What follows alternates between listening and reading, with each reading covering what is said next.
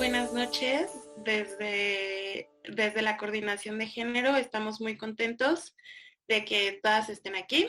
Y bueno, queremos empezar este panel haciéndoles una pregunta. ¿Sabían que, de acuerdo con la encuesta nacional sobre la dinámica de las relaciones en los hogares, el 33% de las mujeres a nivel nacional reportaron haber vivido un incidente de violencia en el ámbito escolar durante su paso por instituciones de educación superior? Y que de la totalidad de mujeres que han experimentado alguna situación de violencia física o sexual en el ámbito escolar, el 91.3% no solicitó apoyo a ninguna institución y presentó quejas o denuncias ante alguna autoridad. Les damos la bienvenida a este panel de la serie Jóvenes Abogados, titulados Violencia de Género en la Formación Jurídica y la importancia de los mecanismos de atención a víctimas dentro de las universidades. Hoy estamos muy felices de estar aquí. Yo soy Minelli Colín, soy estudiante de la licenciatura en Derecho en el CIDE, fui presidenta y vicepresidenta de la Sociedad de Alumnos de Derecho y junto con Ale, que también nos acompaña hoy, soy co-coordinadora de género de la Coordinación de Género del CINED. Asimismo, soy practicante en la Suprema Corte de Justicia de la Nación. Aquí se van a presentar mis demás compañeras, que estamos muy felices de estar aquí. Alejandra. Hola, buenas noches. Muchas gracias por la invitación. Mi nombre es Mariana Alejandra Ramírez. Soy estudiante del Tecnológico de Monterrey, de la licenciatura en Derecho y en la UNAM por la licenciatura de Relaciones Internacionales.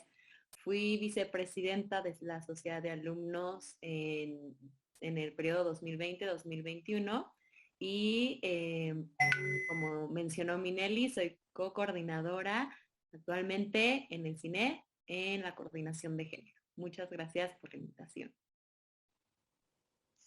Hola, muy buenas noches a todas, todos y todes. Mi nombre es Carla Montserrat Estrada Hernández. Actualmente soy estudiante de sexto semestre de la Universidad Veracruzana.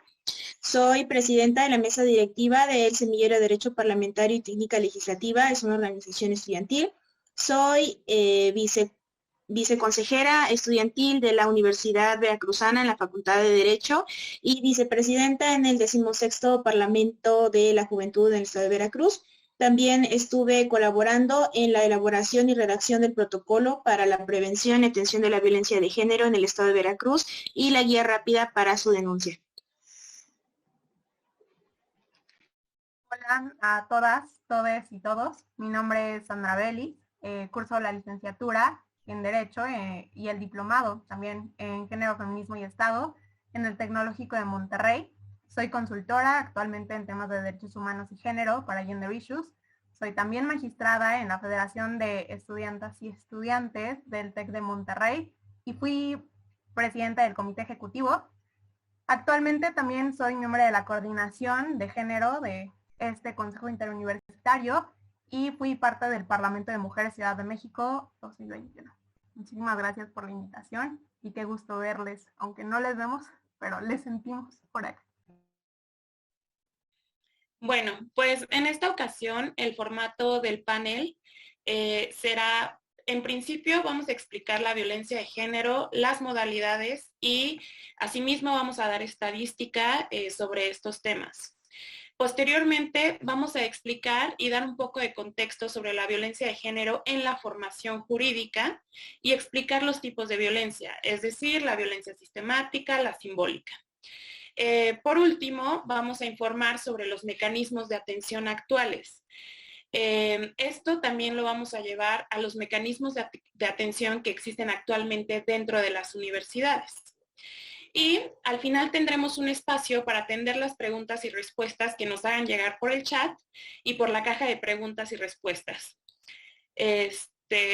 Bueno, pues empezamos este panel y les doy la palabra a Alejandra y vamos a empezar con ¿qué es la violencia de género? Muchas gracias. Y este panel vamos a hablar qué es la violencia de género y por lo tanto es conveniente definir por una parte qué es la violencia y definir qué es género y en qué consiste este término. Pues la violencia son aquellos comportamientos violentos de forma general que provocan o pueden provocar daños físicos o psicológicos. Estos se llevan a cabo de diferentes formas y no solamente son, por decir, amenazas o golpes, que pueden ser los más notorios. Al hablar de violencia de género, nos referimos cuando una persona ejerce poder sobre otra, normalmente es un hombre, y comete actos violentos. En este caso implica pues el género, que es hacia una mujer o hacia alguien de la comunidad LGBT. Y la particularidad de este tipo de violencia es que está motivada por el género, vulnerando la dignidad de quienes la padecen. El género es un término que hay ocasiones que no se tiene bien definido qué es. Y el género atiende a una construcción cultural en el que se asumen ciertas cualidades y atributos al ser hombre o mujer. Antes se tenía la creencia de que la clasificación de hombre y mujer atendía solamente a características biológicas, que era un extremo de ser hombre o mujer, y que esto del sexo era se atendía a partes sexuales del cuerpo y a cromosomas, pero incluso en esto, hablando biológicamente, hay dentro de estos extremos hay una gama de matices, por lo que el significado sexual no tiene que ver en sí con género. Entonces, cabe destacar que es un fenómeno cultural y juega un papel fundamental el lugar en donde se nació, para actuar de una determinada manera que delimita la sociedad, y esta interpretación es lo que se define como género.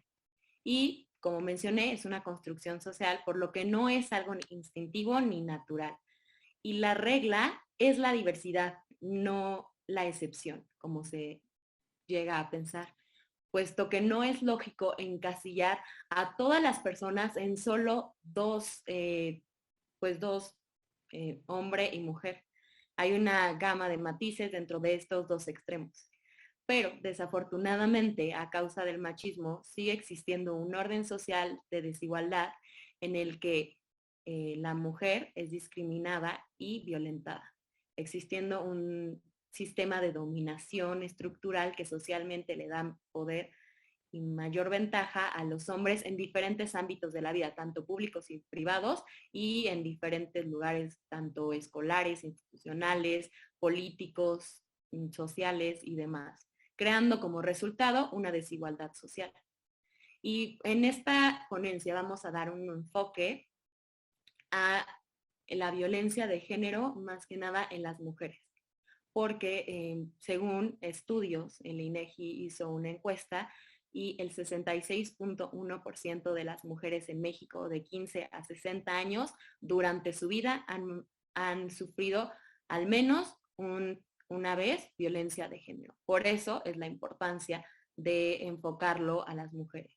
Y si bien sabemos que la violencia de género no solo se manifiesta en las mujeres, sino que en algunos casos es hacia hombres, personas de la comunidad LGBT, lo vamos a enfocar en esto. Es importante destacar la finalidad de esta ponencia, que es visibilizar la violencia de género, que tiene elementos que la distinguen pues de la violencia en general, y que es importante hablarlo, porque esto es una construcción social con estereotipos, con creencias sociales que hay que deconstruir, y debemos de tomar acciones para que esta violencia se deje de replicar. Gracias, Ale. Carla, ¿nos quieres explicar un poquito más sobre las modalidades de la violencia de género? Sí, Minelli, muchas gracias por el espacio, y me gustaría hacer una distinción principalmente respecto a lo que se considera como una modalidad y un tipo de violencia. Entonces, El tipo es la manera en la que se va a ejercer ese tipo de violencia, ¿no? La violencia, cómo se va a ejercer y cómo va a repercutir en la persona. Son diferentes ámbitos que ahorita voy a explicar. Y las modalidades es más bien en dónde se ejerce, ¿no? En el espacio sobre el que se ejerce hacia la persona. Entonces, en ese sentido, hay algunas autoras, algunos autores, e incluso una forma más sencilla para entender los tipos de violencia es clasificarlo como en este famoso esquema de un iceberg, ¿no? Donde hay una superficie visible y hay una superficie mucho más profunda que es complicado visibilizar, ¿no? Que no sale a la superficie fácilmente y por lo tanto es más complicado que las personas lo puedan percibir.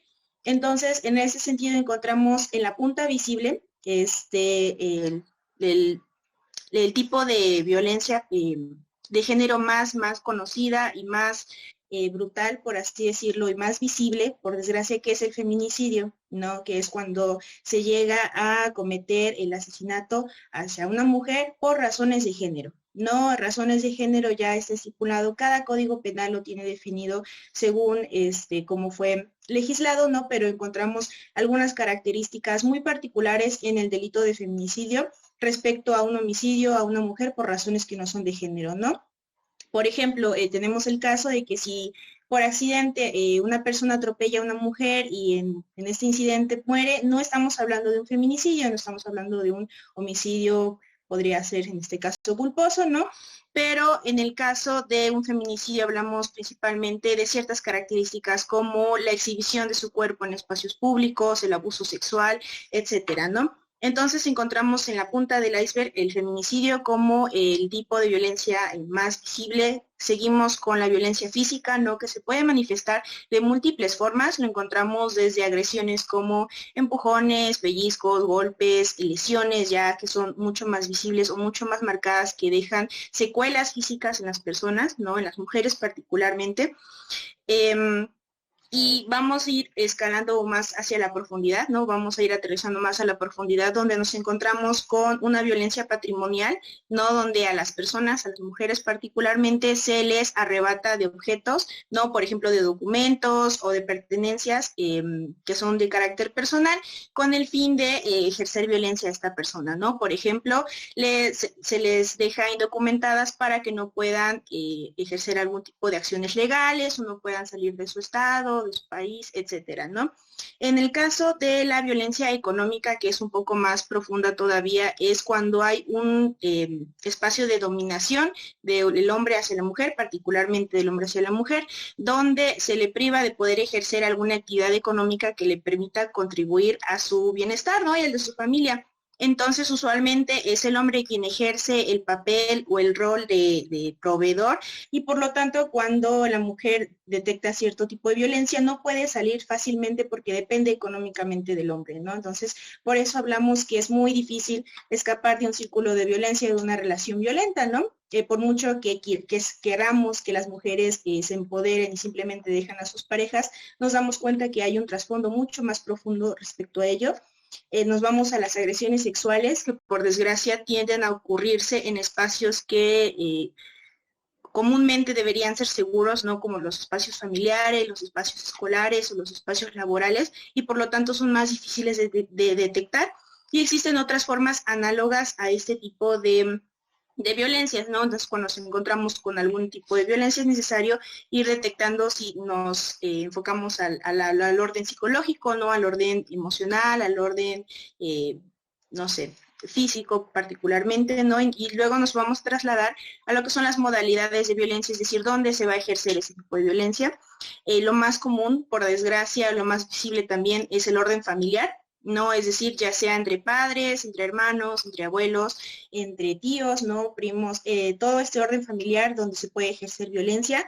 Encontramos la violencia laboral, que también por desgracia en México tenemos un alto índice de violencia laboral y de acoso sexual que pronto tiene que ser erradicado y que espero que en un futuro se comiencen a tratar esos delitos o este tipo de formas de violencia, este tipo de modalidades, porque no es un tema tan tocado todavía el acoso laboral que se vive en algunos espacios, como es el espacio de la comida, no el espacio gastronómico.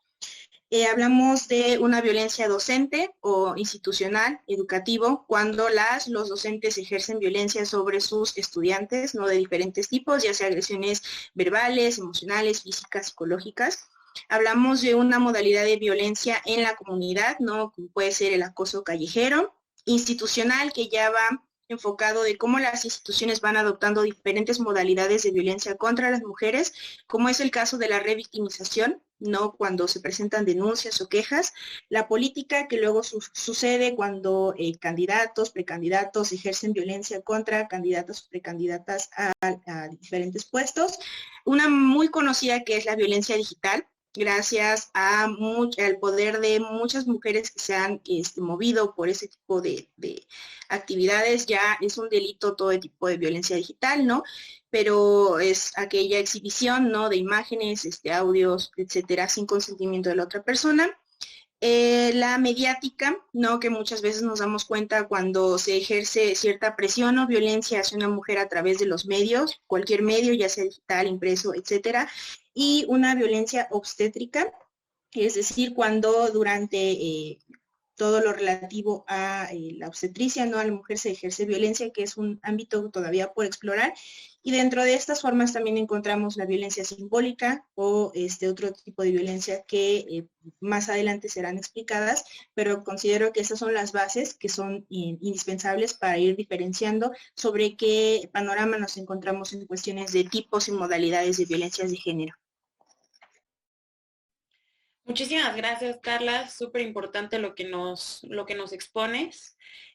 Ahora, Sandra, ¿puedes intervenir con tu participación, por favor? Muchísimas gracias, Minelli. Buenas ya noches de nuevo a todas y todos. Es un honor estar en este espacio y compartirlo también con estas mujeres. Me voy a atrever también a reconocer a un grupo de mujeres que directa e indirectamente ayudaron a que el día de hoy haya más información e incluso preguntas sobre esto, y es Intersecta, de donde también me apoyé para llevar a cabo la investigación que me va a llevar a decir lo que voy a decir. Tenemos dos temas sobre las estadísticas con las que contamos y las estadísticas con las que no contamos. En la primera parte, es decir, los datos con los que sí podemos trabajar, quiero resaltar que, como Minelli lo mencionaba, de acuerdo con la ENDIRE, 33.5% de las mujeres reportaron haber vivido violencia en instituciones de educación superior, más del 90% no solicitó apoyo, y hay que vislumbrar las razones. Entre estas se encontró considerar que esto era algo que no las afectaba, tener miedo a las consecuencias o amenazas, y porque pues estas eran o son las costumbres. Y los datos no nos funcionan si no los analizamos. En este sentido, ¿qué nos quieren decir estos datos? Por un lado, que existe una normalización de la violencia, que las mujeres son revictimizadas y que se tiene miedo a los agresores. En esta línea discursiva necesitamos también hacernos la pregunta de qué papel tienen los hombres en estas violencias, y antes de comentárselos, quiero decirles a qué me voy a referir cuando hable del ENDIRE, ENVIPE y ECOPRED. La ENDIRE es la encuesta nacional sobre la dinámica de las relaciones en los hogares. Actualmente tenemos los datos del año 2016. Estamos todavía a la espera de los datos de 2021. Es una de las encuestas más conocidas y de ahí se saca el dato que probablemente todas y todos hemos escuchado. Y si no, pues ahorita Ale nos lo comentaba. El 66.1% de las mujeres en México han vivido algún tipo de violencia. La ENVIPE es la encuesta nacional de victimización y percepción sobre seguridad pública, y a diferencia de los datos que vemos mensualmente y de los que mensualmente nos hablan las noticias del Secretario Ejecutivo del Sistema Nacional de Seguridad Pública, que solamente expone el número de carpetas de investigación abiertas por feminicidio u homicidio doloso u otros delitos, la ENVIPE nos proporciona datos más allá de lo que se denuncia. Es decir, nos brinda el panorama de violencia de género que hay en México, y esta se lleva a cabo anualmente. Finalmente, la ECOPRED es la encuesta de cohesión social para la prevención de violencia y delincuencia. Solamente se llevó a cabo una vez, en 2014, y su objetivo fue medir en les y los jóvenes de 12 a 29 años los factores de riesgo y exposición a situaciones de violencia y delincuencia. Y ahora sí vamos con los datos. Las mujeres son la mayoría de las víctimas de esta forma de violencia, y esto lo muestra tanto la ENVIPE como la ECOPRE. La ENDIRE no, porque pues en realidad no tenemos datos que comparar, porque la ENDIRE solamente se la hace a mujeres.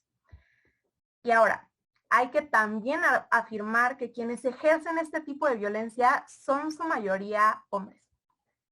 Por otro lado, la violencia sexual no es la única violencia a la que estamos expuestas nosotras y nosotros como universitarias, sino que hay violencias más comunes. De hecho, por ejemplo, las agresiones físicas lo son.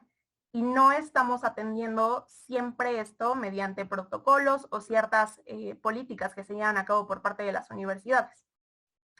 En este tenor, los compañeros y los maestros, si bien son de los principales en ejercer estas violencias, no son los únicos, sino que también aparecen directores como perpetradores. Esto nos lleva a pensar que los protocolos y las universidades necesitan proteger de manera integral a las estudiantas y a los estudiantes. Esto lo voy a conectar de hecho con otro de los datos, y es que si bien diversas violencias ocurren en las universidades, también pueden producirse en espacios cercanos o lejanos, pero fuera de estas. Tal es el caso de ciertos delitos, como es la violación o, bueno, el intento de violación, en donde aproximadamente un 31% ocurrió lejos de la escuela.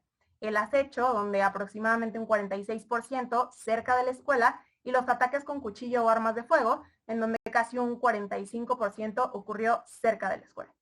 Y ahora, en cuanto a los datos que no tenemos, necesitamos hablar de la falta de datos en cuanto a la comparación de la violencia que viven las mujeres y otras identidades sexogenéricas. Y esto me lleva a decir que efectivamente no son solamente las mujeres quienes viven violencia de género. Existen otras identidades sexogenéricas que también viven violencia causada por su género. Y pues esto es contrastante debido a que tenemos encuestas que, como la ENDIRE, que solamente se le hacen a las mujeres. Más bien hay una falta de datos también que van más allá del canon binario, como por ejemplo, quién está ejerciendo la violencia o quiénes están recibiendo las violencias. Y bueno, algo que a mí me llama mucho la atención, pero pues también entiendo que se relaciona con los presupuestos con los que se cuentan, es la periodicidad de las encuestas. Por ejemplo, la ENDIRE se lleva cada 5 años, la ENVIPE sí es anualmente. Sin embargo, sí necesitamos tener encuestas que nos permitan vislumbrar el panorama de violencia de género en las universidades de una manera más cercana. Y aquí entran directamente las universidades.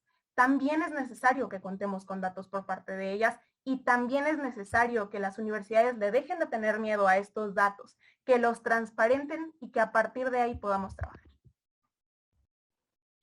Gracias, Sandra. Definitivamente es necesario que las universidades emitan acciones y emitan este tipo de acciones positivas para pues tratar de prevenir y erradicar la violencia de género.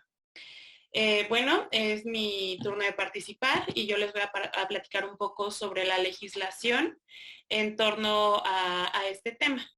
Bueno, pues para empezar, en la Constitución Política de los Estados Unidos Mexicanos tenemos el artículo 1 y el artículo 4 que previenen la discriminación y pues también garantizan la igualdad entre hombres y mujeres. Eso como el régimen máximo, como la Constitución, y pues bueno, también sabemos que según la contradicción de tesis 293-2011, todas las sentencias de la Corte Interamericana de Derechos Humanos son vinculantes para México. Y en este sentido tenemos sentencias como Campo Algodonero versus México, y tenemos numerosos precedentes que prohíben y sancionan la violencia de género. Por otro lado, también tenemos la Ley Federal para Prevenir y Erradicar la Discriminación, la Ley General para la Igualdad entre Mujeres y Hombres, la Ley General de Acceso de las Mujeres a una Vida Libre de Violencia, el Reglamento de la Ley General de Acceso de las Mujeres a una Vida Libre de Violencia y la Ley para Prevenir y Sancionar la Trata de Personas, así como el Reglamento de la Ley para Prevenir y Sancionar la Trata de Personas. Esto en el ámbito legal estatal, y también sabemos que ha ido avanzando poco a poco la legislatura en cada estado y hay porciones de códigos civiles que, pues bueno, garantizan una igualdad de género, y también debemos de recordar el precedente y la obligación de juzgar con perspectiva de género que tienen todos los jueces del Estado mexicano. Todos los jueces tienen la obligación de juzgar con perspectiva de género. ¿Para qué? Para que precisamente no estos derechos que acabo de mencionar, para que no se queden en papel, para que no sean derechos de papel y puedan llevarse efectivamente a la realidad y puedan contribuir los jueces desde esta estructura en los que las y los jueces están, a tratar de prevenir la violencia de género y a sancionarla. Eso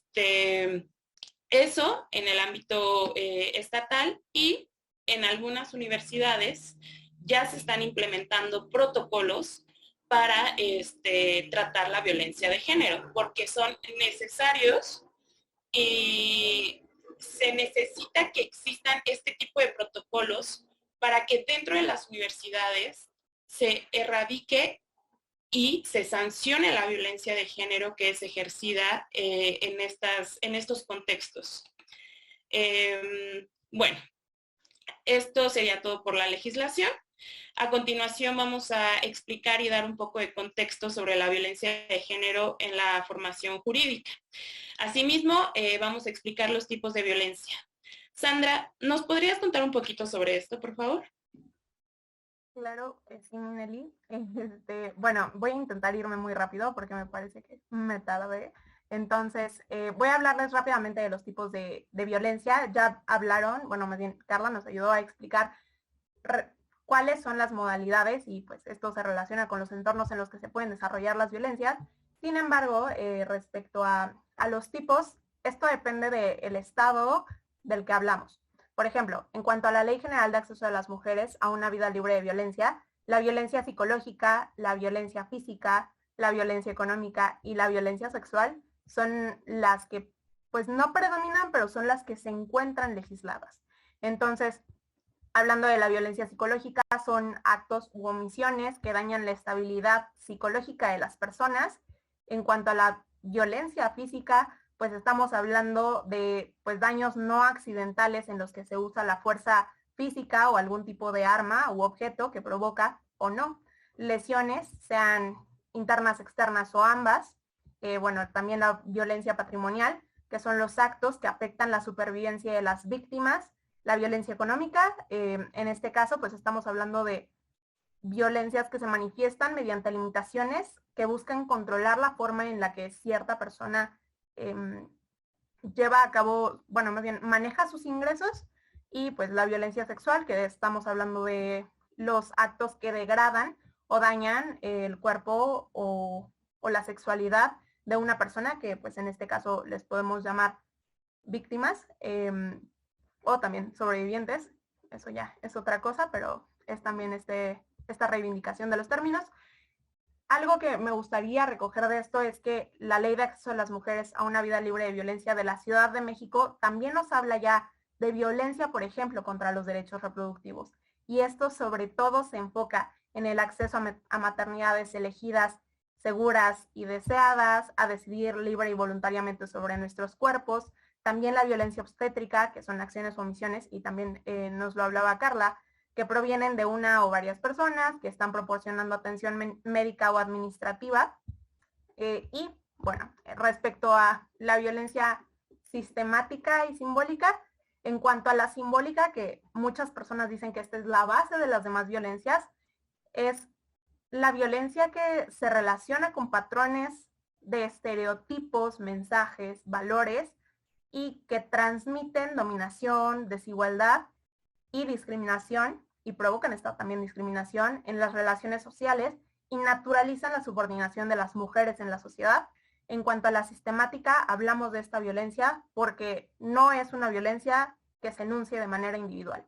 ¿Y a qué me refiero cuando hablo de esto? No es que las mujeres, voy a usar un ejemplo sumamente blanco, una disculpa, pero no es que las mujeres no puedan llegar a puestos de decisión o de poder porque haya nada más una persona que no les permite que lleguen, sino que hay todo un sistema que está construido alrededor de que las mujeres se queden en lo privado y que los hombres tengan estos espacios públicos. Y es cuanto, gracias, Miguel. Muchísimas gracias, Sandra. Y efectivamente, tan lamentable creencia de que la mujer exclusivamente pertenece al espacio privado y por eso no puede acceder a puestos públicos es algo que también definitivamente es una violencia y se debe trabajar para tratar de eliminar estos estigmas sociales. Yo voy a evidenciar un poco el enfoque machista que tiene el derecho. En este caso voy a hablar sobre mi universidad. Como ya anteriormente había mencionado, yo estudio en el CIDE y en el CIDE de las 22 materias en segundo, cuarto, sexto y octavo semestre, solo el 18% son impartidas exclusivamente por mujeres.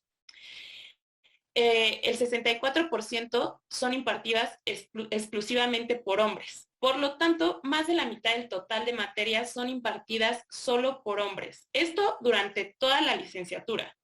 O sea, es increíble que en pleno 2022, el 64% de las materias, más de la mitad, sean impartidas exclusivamente por hombres. Eso también te habla de una desigualdad dentro de las mismas estructuras de las universidades. Y lo ligo mucho con lo que acaba de decir Sandra del espacio privado y del espacio público. Por ejemplo, también en Derecho Civil, que es una de las materias que desafortunadamente todavía existe legislación que no tiene perspectiva de género y que todavía existe legislación la cual resulta perpetuante de la violencia de género. En esta materia no existe ninguna que sea impartida exclusivamente por mujeres, ni derecho familiar, ni contratos, ni obligaciones, ninguna de derecho civil es impartida exclusivamente por mujeres. Ahora también, ¿cuáles son otros retos que enfrentamos? Definitivamente enfrentamos retos mayúsculos en cuanto a perspectiva de género. Por ejemplo, algo que nos salta mucho a las estudiantes es que lamentablemente dentro de las aulas el patrón seguido por la mayoría de profesores es que solamente tengamos lecturas de hombres. Por lo regular no se nos pone a leer a mujeres. No se nos dictan ejemplos de mujeres abogadas. Por lo regular solamente los textos son exclusivamente escritos por hombres y esto pues resulta en un perjuicio porque no nos vemos representadas dentro de este ámbito del derecho y pues también perpetúan esta violencia de no dar a conocer la información que practican y que realizan grandes mujeres abogadas investigadoras. Otro de los grandes problemas que existen es que hay figuras en el derecho civil claramente misóginas, como cuando nos enseñan que, como la tradición de pedir la mano de la mujer, ¿no? Y que antes en Roma la mujer no tenía derecho y no tenía derechos y que solamente se podía pertenecer al padre o al esposo, entonces se le pedía la mano y ya era como podía pertenecer a esta familia, pero en sí no gozaba de derechos. Entonces, y nos lo enseñan y nadie lo critica. O sea, solamente nos dicen, bueno, pues así era y ni modo. Entonces, creo que también hay que establecer una crítica a estas figuras de derecho civil que claramente son misóginas y que perpetúan la violencia de género. Esto en las aulas. Y sé que, o sea, conforme ha pasado el tiempo hemos tenido bastantes avances, pero todavía definitivamente nos falta muchísimo que aprender, muchísimo que cuestionar. Y pues nosotros es el tipo de violencia y es como el tipo de contexto sobre la violencia de género que vivimos en la formación jurídica. Además que hay materias y hay profesoras que claramente ejercen violencia de género en contra de las mujeres simplemente por el hecho de ser mujeres y piensan que la carrera de derecho es exclusivamente de hombres. Y bueno, definitivamente es algo que se tiene que cambiar, es algo por lo que estamos luchando. Y en este orden de ideas, Carla nos va a hablar un poco sobre estos cambios significativos que han habido a lo largo de los años. Muchas gracias, Minelli, por este antecedente, igualmente Sandra por precedirme con estas ideas. Y voy a retomar algunas de las ideas previamente expuestas, particularmente en lo simbólico y en lo sistemático, ¿no? Creo que la carrera de Derecho es una de las carreras que, bueno, todas tienen muchas responsabilidades, pero esta carrera en particular tiene la responsabilidad de defender los derechos de las y los ciudadanos, ¿no? Y por desgracia, el derecho de la igualdad y la no discriminación ha sido uno de los más vulnerados dentro de la misma carrera propiciada por las instituciones, ¿no? Propiciadas por el sistema educativo, que no necesariamente ha sido modificado a lo largo de los años. Y sé que muchas instituciones recientemente han generado modificaciones para ir encaminadas a una paridad de género y una protección a las víctimas de violencia de género y una erradicación completa de la violencia de género, pero ciertamente es un sistema que está sustentado sobre ideas que perpetúan la violencia de género, ¿no? Entonces, en ese sentido, hay varias acciones que ahorita voy a clasificar en 3 que han sido implementadas por mi universidad, la Universidad Veracruzana, y por otras universidades que exhorto a las personas que están en esta sesión a que investiguen un poco acerca de aquellas acciones positivas, aquellas acciones que han llevado a cabo sus universidades para erradicar, prevenir y sancionar la violencia de género.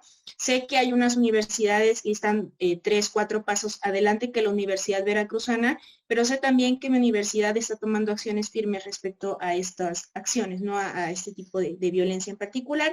Y me gustaría que fuera también un referente para algunas otras instituciones de educación superior.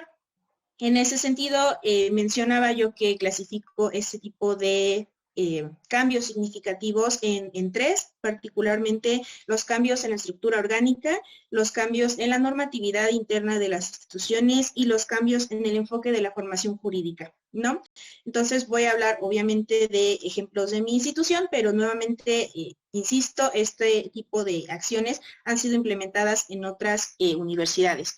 Hablando de la estructura orgánica, dentro de la Universidad Veracruzana existen representantes para la igualdad de género. Estas son tanto docentes como estudiantes, es decir, hay una figura que representa aquellas acciones positivas en pro de la igualdad de género por parte de las docentes, por parte de los docentes y por parte del estudiantado, ¿no? Entonces es una figura que sirve para defender los intereses particulares referentes a género dentro de la universidad. Existe un comité de equidad de género que se dedica precisamente a crear ya sean protocolos, ya sean normatividades, reglamentos, etcétera. Y existe una coordinación de la unidad de género que pone en tela, ¿no?, muchas acciones relativas a generar acciones positivas para facilitar la equidad de género dentro de la Facultad de Derecho y dentro de muchas otras facultades dentro de la Universidad Veracruzana, ¿no? Entonces es una coordinación entre docentes, personal administrativo, entre estudiantes que llevan a cabo una coordinación para la equidad de género. Respecto a la normatividad, contamos con un reglamento para la igualdad de género. Este es meramente exclusivo para ir encaminado a una paridad e igualdad de género dentro de la institución. Contamos con una inclusión de la prevención de la violencia de género dentro de nuestro estatuto de estudiantes, dentro de nuestra normatividad, como sería la ley orgánica, como serían estatutos, como serían reglamentos. Y lo más importante que destaco es el protocolo para atender la violencia de género de la Universidad Veracruzana, creado en 2019. Fue un proyecto muy bien encaminado por muchas docentes que algunas las conozco, algunas otras no, pero son personas brillantes encaminadas a la protección de derechos de las mujeres y derechos humanos. Entonces es un proyecto encaminado a 3 ejes principales, comenzando por las acciones previas a la realización de una queja por violencia de género.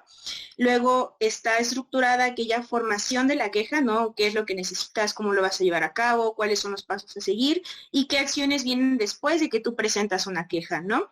Y esto viene en diferentes escenarios, ¿no? En caso de que suceda de un docente a un estudiante o una estudiante, entre estudiantes, de viceversa, etcétera, ¿no? Está bien estructurado respecto a aquellos escenarios en los cuales puede servir o funcionar este protocolo. Y puedo destacar que este ejercicio fue elaborado en 2019, fue muy avanzado para 2019, pero estamos en 2022 y ya no es lo suficientemente, ya no abarca las necesidades completas, ¿no?, de las y los estudiantes. En ese sentido, aún se piden requisitos como llenar formularios donde se habla de sexo de las personas, cuando en realidad deberíamos atender al género, ¿no? Debido a que nuevamente si se solicita el sexo de las personas puede recaer en una violencia simbólica hacia quienes son personas de la comunidad trans, ¿no? Entonces resulta doblemente violento al implementarse este tipo de requisitos. Entonces el ideal es que se cambie hacia hacia esa visibilización, ¿no? Y todavía no se habla de una violencia digital, porque ahorita ya las aulas se han trasladado al ambiente digital, entonces es necesario atender a qué hacer si un docente o una docente te está violentando fuera de lo que se consideran como instalaciones educativas, ¿no? Ya no está sucediendo en el aula, pero te está mandando mensajes de texto, ¿no? O te está agrediendo a través del chat, etcétera. Y por último, hay cambios en el enfoque de la formación jurídica, que esto sí es muy visible en muchas otras universidades, como la generación de espacios de diálogo, ya sea que universidades creen o generen conferencias, paneles, etcétera. Hay una formación jurídica que va enfocada a la perspectiva de género, ¿no? Ya hay más docentes que se atreven a explicar diferentes experiencias educativas o materias con una perspectiva de género. Hay una implementación de eventos académicos que van encaminados a la protección de las mujeres, ¿no? Como serían conferencias, círculos no sé, de lectura o paneles, etcétera. Y hay una mayor presencia de mujeres en espacios docentes, administrativos o que se considerarían como espacios de poder, como bien mencionaban previamente. En el caso de la Universidad Veracruzana, la previa rectoría fue la primera que fue encabezada por una mujer. La rectora Sara Ladrón de Guevara fue la primera rectora en la historia de la Universidad Veracruzana y por desgracia ya su periodo ya terminó, ahorita está otro rector, pero fue un ejemplo muy, muy claro de cómo las mujeres cada vez van ocupando más espacios autoritarios, bueno, no autoritarios, de autoridad dentro de las universidades, y eso es un ejemplo nada más en mi institución, pero nuevamente sé que esto se puede extrapolar a otras instituciones académicas. Muchísimas gracias, Carla, y pues felicidades a la Universidad de Veracruz por implementar este tipo de acciones. Ale, ¿por qué no nos cuentas un poquito de las deficiencias que aún existen? Bueno, muchas gracias. Yo voy a hablar de las deficiencias que existen en los protocolos de las universidades. Dentro del CINET, desde la Coordinación de Género, nos hemos puesto a investigar y a analizar los diferentes protocolos que tienen las universidades de alrededor de la República. Contamos con 25 universidades dentro de la asociación. Entonces, al analizar diferentes protocolos, pudimos identificar áreas de oportunidad que pues evidentemente se deben de mejorar. Es importante, pues como mencionaban mis compañeras, la labor del derecho dentro de estos protocolos, porque desde la carrera de derecho resulta fundamental que se creen normas, protocolos y todo este material jurídico en el que las personas puedan tener un pleno goce de derechos en un plano de igualdad y de no discriminación. Es importante analizar toda esta legislación, todas estas normas, porque muchas en la actualidad, como mencionaba Carla, resultan obsoletas, porque se elaboraron con concepciones tradicionales, por decir, sobre el género. Y como mencionamos, puede ser erróneo o en algunos casos ambiguo o en algunos casos incluso se replica violencia al tener estos términos que no están actualizados.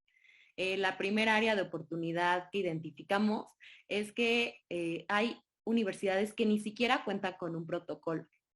Se necesita un protocolo de género para atender estos casos en específico. Hay universidades que tienen reglamentos y que piensan que con esto pues es basto para solucionar este tipo de problemas, de incidentes. Y pues de ninguna forma es así, porque estos reglamentos contemplan la violencia.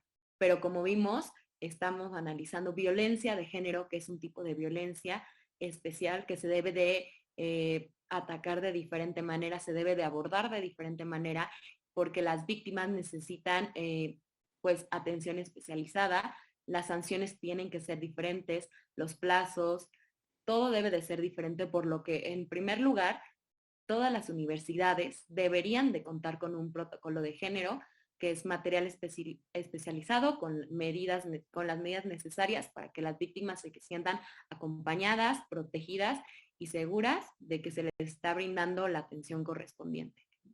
Lo otro que notamos que hace falta es que las universidades, como mencionaba Carla, actualicen los protocolos. Sí está muy bien que tengan un protocolo, pero debe de mantenerlo actualizado. Hay bastante material que puede ayudar a que los protocolos sean efectivos y a mejorarlos. Se sacan resoluciones, estudios que pues obviamente se pueden pues analizar e integrar a los protocolos. Aunado con este punto, como mencionaron, es necesario que haya un comité, es decir, un grupo de personas encargadas de realizar las investigaciones sobre la efectividad de los protocolos, porque algo muy importante es, sí, se tiene un protocolo con definiciones, con plazos, con muchos artículos, pero realmente los protocolos están sirviendo de algo, porque de nada sirve tener un protocolo si no hay efectividad. Si los casos no se resuelven, si las víctimas no se sienten protegidas, si las sanciones no son las adecuadas. Entonces es muy importante que el protocolo esté actualizado para que estén protegidos, como mencionaba, no solo el estudiantado, sino el personal administrativo y el personal docente, porque sabemos que la violencia de género pues también se puede dar hacia estas personas.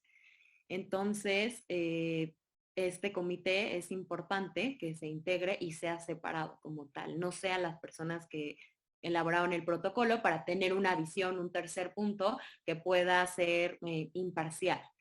Y pues con esto de la actualización, quiero regresar a este punto, como mencionaba Carla, necesitamos esto porque la tecnología, al menos, va más avanzada que el derecho. Entonces necesitamos estos protocolos que contemplen estas acciones y en materia penal lo óptimo es que haya una tipificación de la conducta y dejar lo menos a la interpretación. Sabemos que hay personas que van a interpretar aquello que no esté en la norma, en el protocolo, en el reglamento, pero lo que se busca con esto es que el protocolo sea lo más robusto para que todas las conductas y las sanciones estén contempladas en el mismo. Y pues sí hay una correcta tipificación con los posibles escenarios. Otro tema muy importante es el de la confidencialidad. Y esto para las víctimas. Es importante que éstas se sientan protegidas. El tratamiento de sus datos, de las pruebas y de la denuncia debe de abordarse con suma cautela para que no haya, como muchos casos, represalias hacia las mismas. Lo que se busca es que si alguien quiere denunciar, si tiene el valor de, pues, ir con las autoridades de la institución. Sabemos que, pues, es complejo, que es un acto de valentía, que realmente sus datos estén protegidos y que no resulte contraproducente, lo cual, pues, sería todo contrario a la finalidad de realizar un protocolo y de tener todos estos mecanismos.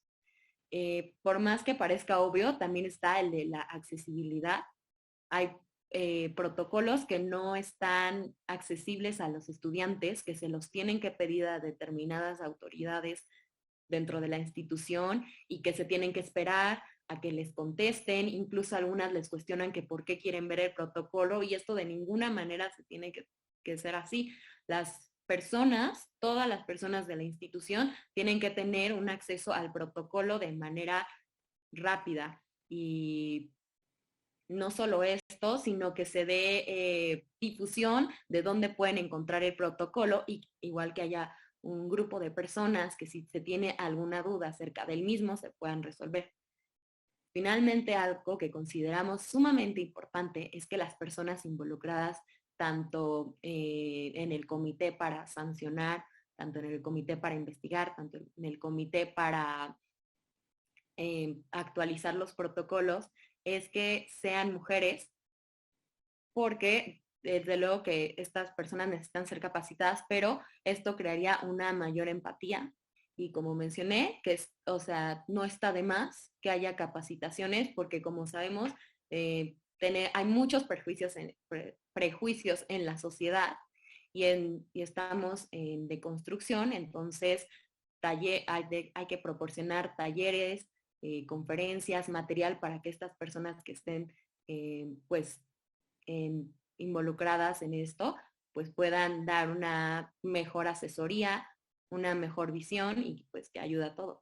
Y por último, que no es tanto de los protocolos, sino fuera de esto, es la concientización y pues todo este tema de informar sobre la violencia de género, que muchas veces no se sabe realmente qué es y las personas la normalizan, está muy normalizado, y pues hablar sobre el feminismo para que no haya un sistema patriarcal, machista, que violente a las mujeres. Entonces es importante igualmente la constante concientización hacia todo el personal. Muchísimas gracias, Ale. Creo que fue muy amplia tu explicación y nos dejas claras bastantes cosas. Bueno, en esta ocasión, Carla, ¿nos podrías explicar un poco sobre la importancia de los mecanismos de prevención y atención en relación a la violencia de género?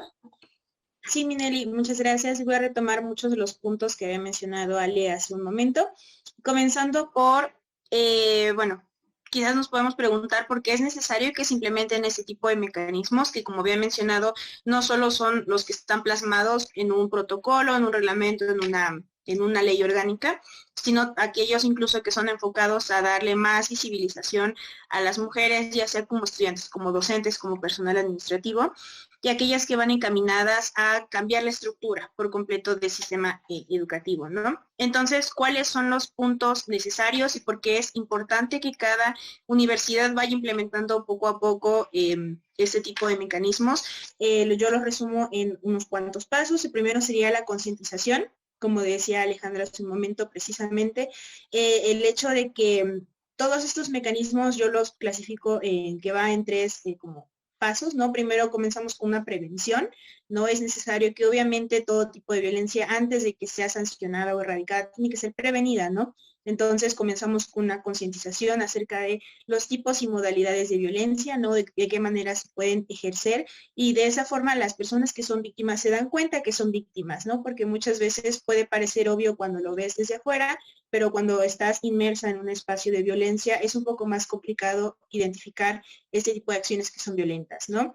Porque muchas veces este tipo de acciones escalan, ¿no? Comienzan a veces con un empujón, con un grito, con un chantaje, pero terminan muchas veces en lesiones que son físicas y que puedan atentar contra la vida de la víctima, ¿no? Entonces, en primer lugar, facilitan la concientización de la comunidad, en este caso la comunidad estudiantil y docente. Continuamos con una parte de visibilización de la violencia de género. Precisamente como mencionaba Ale, si no existen protocolos, es imposible que dentro de las instituciones podamos visibilizar cuántos casos de violencia de género hay, ¿no? Si manejamos todo tipo de agresión o de violencia como una violencia simple, sin llegar a la violencia de género, no vamos a saber en qué nivel o en qué estado de violencia de género nos encontramos como institución si no hay medios para determinarlo, ¿no? Para detectar ese tipo de áreas de oportunidad, y así podemos llegar a un diagnóstico, ¿no? Determinar qué tipo de acciones son necesarias implementar, en qué tipo de áreas o espacios es necesario implementar estas acciones. Entonces, en segundo término es esto, la visibilización de la violencia de género. Después, sirven para orientar a las víctimas, como es el caso de los protocolos, de las leyes, de los reglamentos, porque una vez que te das cuenta que eres víctima de violencia de género, ya no sabes qué sigue, no sabes con qué mecanismos cuenta tu universidad para hacer valer tus derechos como estudiante. Entonces te sirven para orientar más o menos el camino que vas a tener que ir enfrentando poco a poco para llegar a un espacio de justicia, ¿no? Porque al final de cuentas creo que es lo que se busca con este tipo de protocolos. En cuarto término, generan espacios libres de violencia de género, que es el ideal sobre el cual trabaja este tipo de mecanismos, ¿no? Ya generan un espacio en el que sabes que puedes orientarte correctamente y llegar a ciertas sanciones en caso de que se determine así hacia la persona que fue agresora, y poco a poco ir generando espacios libres de violencia, que creo que es la deuda más grande que tienen las instituciones educativas hacia las estudiantes y los estudiantes, les estudiantes, porque todavía no son espacios seguros. Por desgracia, de por sí ya es poco el índice de personas que llegan a una institución educativa a nivel superior, y encima estos espacios no son espacios seguros para muchas de nosotras, no son espacios donde todavía tenemos que ir evitando espacios de violencia. Entonces el ideal es que lleguemos a un espacio libre de violencia. Y en un cuarto término, que es ya más enfocado a lo simbólico, es que empoderan a las personas que son víctimas o sobrevivientes de casos de violencia de género. En primer lugar, porque sabes que cuentas con un mecanismo de protección para tus derechos. Y en segundo término, porque sabes que estos mecanismos sirven para que poco a poco tú tengas espacios dentro de las instituciones académicas, ya sea principalmente como estudiante, y en segundo término quizás como docente, y posteriormente en un espacio de autoridad, ¿no? Como podrían ser, no sé, cuestiones de rectorías o de representación un poco más doctrinaria, ¿no? Académica dentro de las instituciones. Entonces, esos son los puntos que yo rescato y por los cuales todas las instituciones educativas tendrían que implementar este tipo de mecanismos de protección. Sí, muchísimas gracias, Carla. Muchísimas gracias por empezar pues nuestro último bloque de esta conferencia. Ahora, Ale, ¿por qué no nos comentas un poquito sobre la importancia de la perspectiva de género cuando se juzga? Y también platícanos un poco más sobre este proyecto de reformas que actualmente nos comentaste que se está llevando a cabo dentro del CINED. Claro. Pues resulta de suma importancia que el analizar y juzgar los casos que se puedan presentar en las instituciones se haga con perspectiva de género. En muchas ocasiones hemos escuchado la falacia de que no se debería de hacer una distinción a la hora de juzgar entre un hombre y una mujer, porque en la legislación los hombres y las mujeres tienen los mismos derechos, pero, como mencionaste, Minelli, en la práctica, bajándolo a lo práctico, no es así. Hay una distinción y es importante visibilizar cómo en la realidad la concepción tradicional del género existe discriminación y hace que exista una violencia en las actividades cotidianas que realizan las personas. La perspectiva de género es importante porque esta busca que se juzgue sin la idea preconcebida de que las personas encajan en los estereotipos que se tienen, que mencionamos al principio.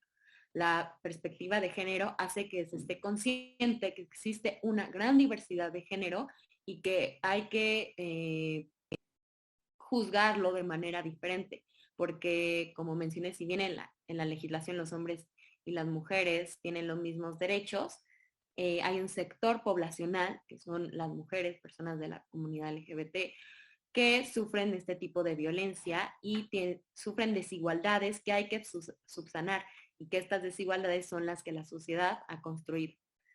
De acuerdo con la Ley General para la Igualdad de Hombres y Mujeres, voy a definir cómo está la perspectiva de género, y se refiere a la metodología, los mecanismos que permiten identificar, cuestionar y valorar la discriminación, desigualdad y exclusión de las mujeres que se le pretende justificar con base en las diferencias biológicas entre hombres y mujeres, así como las acciones que deben de emprenderse para actuar sobre los factores de género y crear condiciones de cambio que permitan avanzar la construcción de igualdad de género.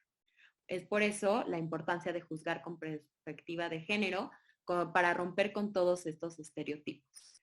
Dentro del CINED, en la coordinación de género, estamos trabajando para presentarles a todas las universidades un solo protocolo, que es la recopilación de todo lo importante y lo bueno que tienen los protocolos, plasmarlos en un solo documento y que esto sea más homogéneo, pero que tenga todos los elementos esenciales para que las víctimas sobrevivientes sean atendidas de una manera eficiente.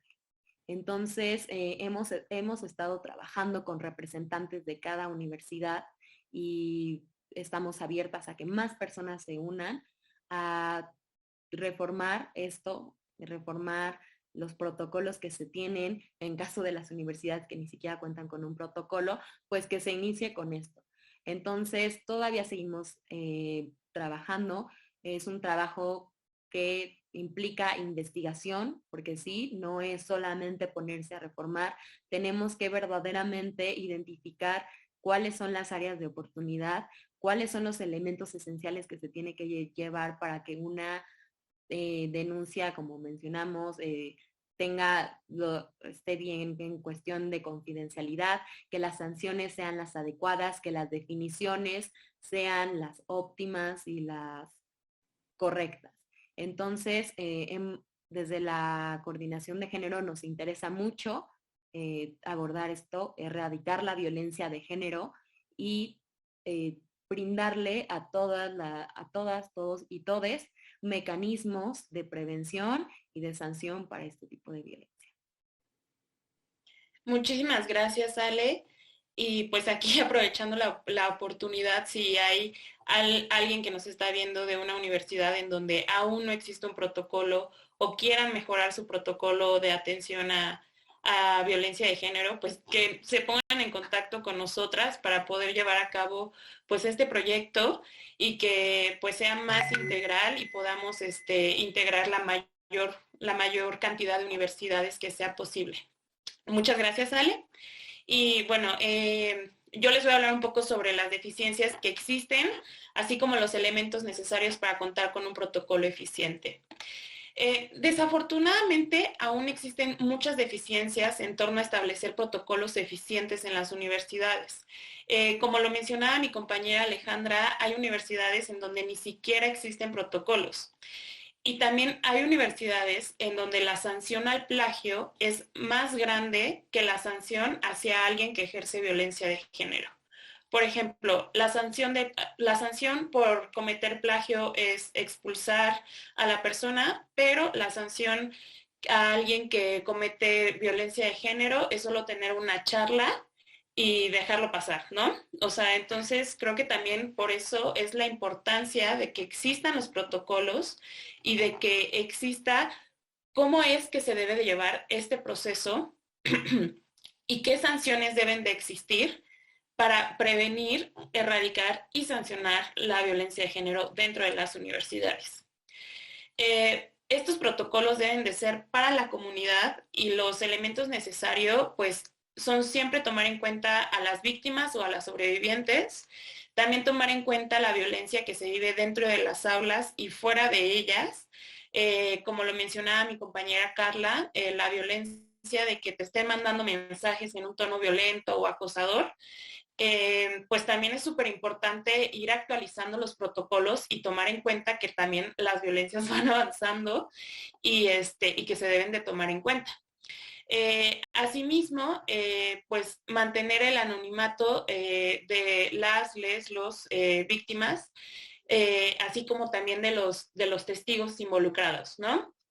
Y pues evidentemente que también existan principios rectores dentro de estos protocolos, como la presunción de veracidad del dicho de la persona afectada, el respeto a la decisión y dignidad de la persona afectada, la intervención oportuna, porque esto es fundamental.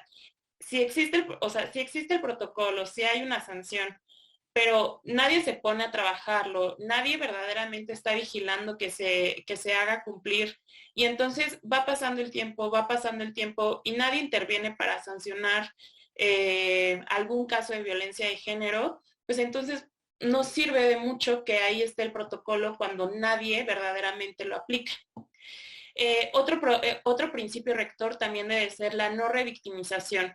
Creo que las sobrevivientes, los sobrevivientes y les víctimas son bastante valientes y cada quien tiene un proceso distinto y hay que aceptarlo. Y entonces es fundamental que no se les revictimice en este proceso de poder sancionar a la persona que ejerció violencia de género en contra de las víctimas o sobrevivientes. Asimismo, la confidencialidad de la víctima o sobreviviente y de todos los testigos, la no discriminación y pues evidentemente también la protección a toda la comunidad, tanto desde estudiantes como profesoras, como personal administrativo, porque pues estos protocolos son para las universidades y pues para todo el personal que está dentro de este. Y bueno, por último, Sandra, ¿por qué no nos cuentas un poco sobre el antipunitivismo en este sector? Claro que sí, Nelly. Igual lo voy a acompañar con las obligaciones que devienen de la Ley General de Educación Superior. Primero voy a abordar esta. Y vaya, me parece imperativo hablar de esta ley general, a pesar de que apenas se emitió en abril de 2020, no, 2021. Ya la pandemia me confunden los años. De 2021, eso por supuesto que es grave porque teníamos una ley general, bueno, tenemos una ley general de educación que ya nos hablaba de responsabilidades que tenían las instituciones de educación superior, la ley general de educación superior, pero no existía esa ley.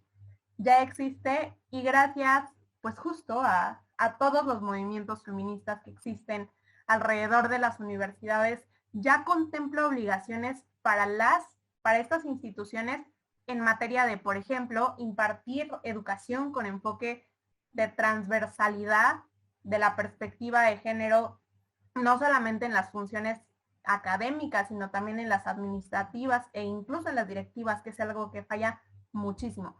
Llega a suceder que, como lo mencionaban, existen profesoras que tienen capacitación en todo lo relacionado con perspectiva de género, pero cuando llegan ciertas propuestas a las personas que están en dirección, ya no pasan. Entonces ya esto también es una obligación de las universidades. Por otro lado, contar con protocolos de atención y servicios de orientación ya también es una obligación. Entonces ya estamos hablando de más oportunidad que tenemos les y los estudiantes para poder exigirle a las instituciones de educación superior que esto no sea una opción, sino que, pues vaya, puedan sí, cumplir con esas obligaciones que ya se les mandatan. Esto también es importantísimo. Los protocolos no deben ni pueden surgir de las ideas que tengan las personas que están llevándolos a cabo, sino que se necesitan diagnósticos y estudios que detecten y atiendan los factores de riesgo, violencia y discriminación, y esto ya también se encuentra en esta ley general. Entonces, llegamos al punto de emitir diagnósticos, programas y protocolos que prevengan y no solamente sancionen la violencia de género, sino que atiendan también la violencia de género y erradiquen este tipo de, los tipos y modalidades de violencia de género. Acciones formativas y capacitación ya también es una realidad en cuanto a las obligaciones, a pesar de que en realidad muchas universidades o no lo saben, o no lo toman en cuenta, o no quieren tomarlo en cuenta. Pero vaya, nosotres, conocer este tipo de, no este tipo de leyes, porque en realidad hay muy pocas leyes respecto a estas obligaciones, pero vaya, la Ley General de Educación Superior es uno de los mayores puntos. En el caso de la Ciudad de México tenemos también una ley de educación. También brinda algunos puntos que cobijan o podrían cobijar al estudiantado, sin embargo, no va tan allá. Incorporar contenidos educativos es algo imperativo, pero también ya se encuentra. Entonces, yo creo que también es un punto fundamental que empecemos a exigir con base en esto. Y ahora sí, para ir más allá de las sanciones, me parece imperativo que nos planteemos algunas preguntas como, y incluso lo notaba ahorita en las participaciones que tenían, ¿qué sucede cuando se le rescinde un contrato a un profesor que hizo un comentario misógino u homofóbico en la universidad? ¿O qué sucede cuando expulsan a un compañero de una universidad? Se van a otras universidades. Entonces, tenemos una situación que ya no solamente se queda en una institución, sino que va a ir impactando, en el caso de la Ciudad de México, hablando de la zona de Santa Fe. ¿Cuántas universidades tenemos en esa zona? ¿Y cuál es la posibilidad de que justo se vayan compartiendo compañeros o profesores misóginos u homofóbicos o que hacen otro tipo de comentarios? Y aquí entonces es fundamental empezar a analizar las vías alternas o alternativas que podemos llevar a cabo, y aquí viene algo que desde mi punto de vista, y lo he compartido con otras compañeras, y también resulta que tenemos un punto de conexión en esta afirmación, necesitamos reeducar y apostar justamente no solamente a la sanción, sino a la prevención. ¿qué pueden hacer las universidades y qué no están haciendo las universidades para que ya no tengamos que hacer tendederos? Y bueno, también, ¿por qué existen resistencias a que se hagan los tendederos, no? Y ahora sí voy a hablar de un pequeño camino para la atención de estas violencias. Y como primer punto me gustaría decir que, y también ya más o menos, bueno, no, ya lo mencionaban ustedes también, el protocolo no es la panacea. Tener un protocolo no va a asegurar que los casos de violencia de género disminuyan o que la violencia de género se erradique. Por principio necesitan las universidades conocer a la población estudiantil y dejar de dejarle todo el trabajo a las estudiantes. No puede ser que nosotras no podamos enfocarnos en nuestros estudios porque estamos antes de eso llevando a cabo todo el proyecto de conocer quiénes están viviendo violencia, dónde se está viviendo la violencia. Ya necesitamos que estos datos anónimos con perspectiva de género, derechos humanos e interseccionalidad se empiecen a recabar por parte de las universidades. Y no solamente preguntarnos si son hombres o mujeres o si han vivido violencia de género o no, sino también factores como son personas con becas las que están viviendo más violencias, son personas afrodescendientes o afromexicanas las que están viviendo más violencias, y justo a eso me refiero con el enfoque de interseccionalidad que también necesitamos tener en los datos, por supuesto hablando de todo lo que mencionábamos del INEGI, pero ya hablando de las obligaciones de las universidades. Por otro lado, evaluar las herramientas. Y con herramientas me refiero a protocolos, reglamentos, lineamientos e incluso oficinas que tenemos enfocadas en violencia de género o en perspectiva de género, debido a que en muchas ocasiones, y como lo mencionaban, no funcionan como deben. Entonces, necesitamos saber qué es lo que está fallando para poder atender eso que está fallando. Tener informes públicos sobre estos hallazgos, de nuevo, es una forma no solo de ser transparentes, sino de recuperar la confianza del estudiantado, que es algo que actualmente las universidades no tienen y que podrían mejorar. Modificar las herramientas e instituciones ya con base en estos hallazgos que se tengan, trabajados mediante investigaciones también adicionales. Establecer espacios de colaboración permanente con el estudiantado y claro que escucharles y dejar esa puerta abierta. A pesar de que, bueno, y quiero aclarar esto, todas las universidades son sumamente diferentes y bueno, y por eso justo no puede haber como un protocolo que sea igual para todas, debido a que, no sé, tenemos universidades, bueno, simplemente en este panel tenemos a una persona que es del CIDE, a una persona que es de la Universidad Veracruzana y a 2 personas que son del TEC de Monterrey, e incluso simplemente hablando de la cantidad de estudiantes que hay una diferencia abismal. Y por supuesto, hablando, por ejemplo, de las universidades como también la UNAM, que tienen, bueno, no son campus, facultades en otros lugares, o también el CIDE, o también el TEC, que tienen campus, en este caso sí ya, en otros lugares, no son las mismas necesidades las que probablemente se van a tener en Ciudad de México a las que se van a tener en Nuevo León. Entonces también es como tomar en cuenta esto, concientizar y reeducar de una manera permanente, que es algo que también mencionaban, debido a que esta violencia es estructural. No estamos hablando de nuevo de algo que solamente ocurra porque una persona es mala y porque desea ser mala. Digo, sin quitarle responsabilidad a los agresores, también es fundamental abordar esta situación.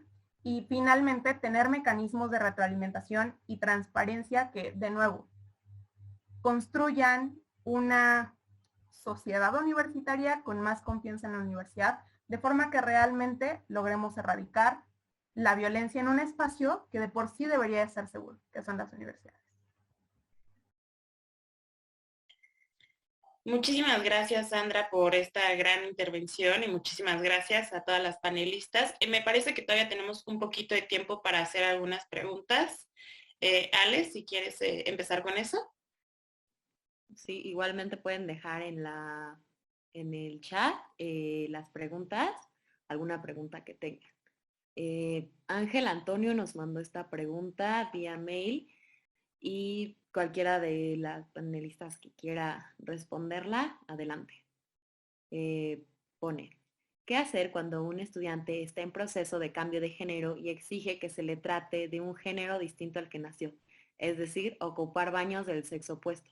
En este caso es un hombre que está en proceso de actualización de su documentación oficial, pero ya se realizó operaciones para que se le considere como mujer y exige ingresar a los baños de mujeres.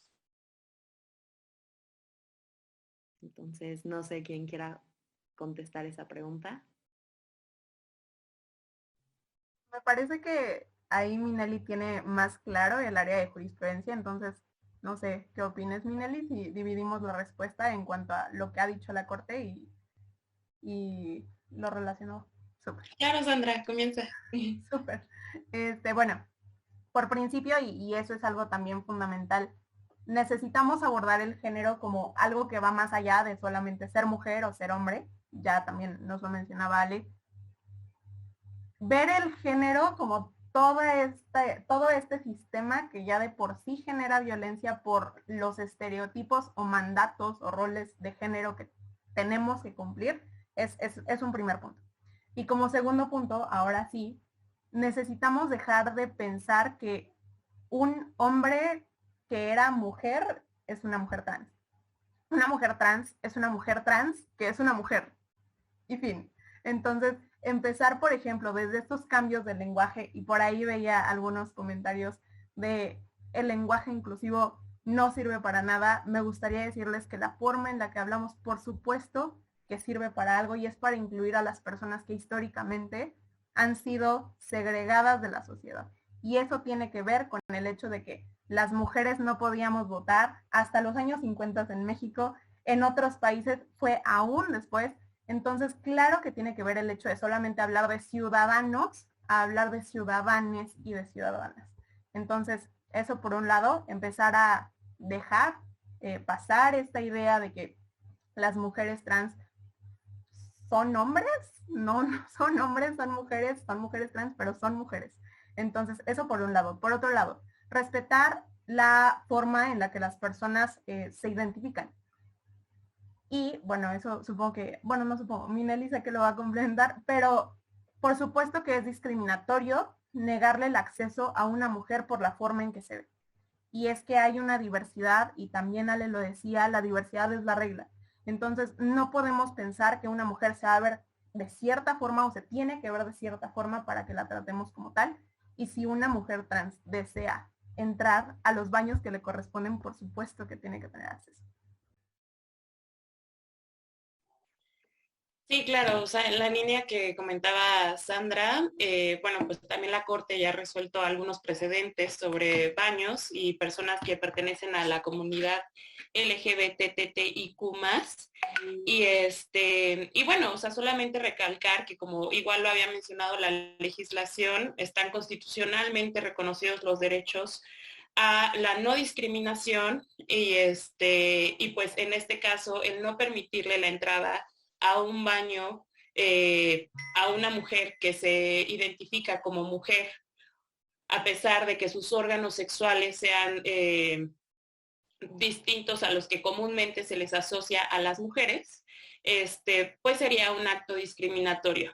Entonces, por lo tanto, pues no hay que olvidarnos de los precedentes de la jurisprudencia que ya ha emitido la Suprema Corte de Justicia de la Nación en torno a no hacer discriminación por ningún motivo. Y pues bueno, eso sería todo.